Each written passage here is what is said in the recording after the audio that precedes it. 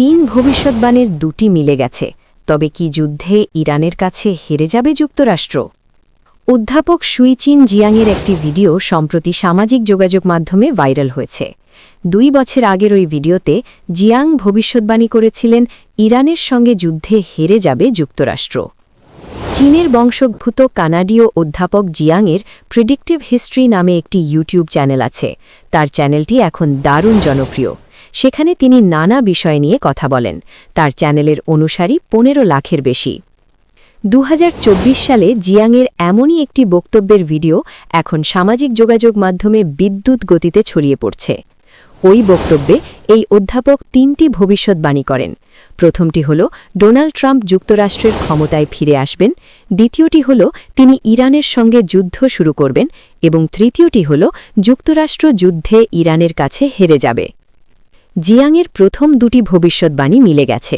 সামাজিক যোগাযোগ মাধ্যম ব্যবহারকারীরা এখন তাকে চীনের নস্ট্রাডামাস নামে ডাকা শুরু করেছে। নস্ট্রাডামাস ছিলেন 16 শতকের একজন ফরাসি জ্যোতিষী। জিয়াং বেইজিংয়ে দর্শন এবং ইতিহাস পড়ান। ইয়েল কলেজ থেকে স্নাতক ডিগ্রি অর্জন করা এই অধ্যাপক পেশা জীবনের বড় অংশ জুড়ে চীনের শিক্ষা ব্যবস্থার সংস্কার এবং পাঠ্যক্রম নকশায় কাজ করেছেন। এর বাইরে জিয়াং তার ইউটিউব চ্যানেলে বৈশ্বিক ঘটনার বিশ্লেষণ এবং পূর্বাভাস দেওয়ার চেষ্টা করেন। চীনী বংশোদ্ভূত এই অধ্যাপকের যে ভিডিওটি ভাইরাল হয়েছে সেটি 2024 সালের মে মাসে রেকর্ড করা।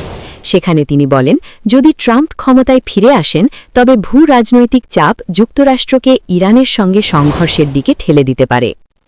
জিয়াং আরও বলেছিলেন, ট্রাম্পের দ্বিতীয় মেয়াদে ইরানের সঙ্গে সামরিক সংঘর্ষের সম্ভাবনা বৃদ্ধি পেতে পারে এবং এমন সংঘর্ষ যুক্তরাষ্ট্রের জন্য বিপর্যয়কর প্রমাণিত হতে পারে।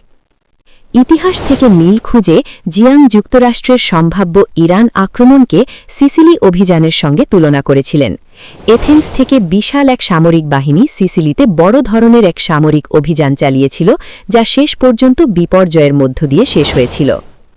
বক্তব্যে জিয়াং আরও বলেছিলেন, ইরানের পাহাড়ি অঞ্চল, দেশটির জনসংখ্যা সেখানে যে কোনো দীর্ঘমেয়াদী দখলদারিত্বকে বেশ কঠিন করে তুলবে। কারণ ইরানের পাহাড়ি অঞ্চল, দীর্ঘ সরবরাহ পথ এবং শক্তিশালী অভ্যন্তরীণ প্রতিরোধ প্রাথমিকভাবে পাওয়া সামরিক সাফল্যকে দ্রুত কৌশলগত ব্যর্থতায় পরিণত করতে পারে।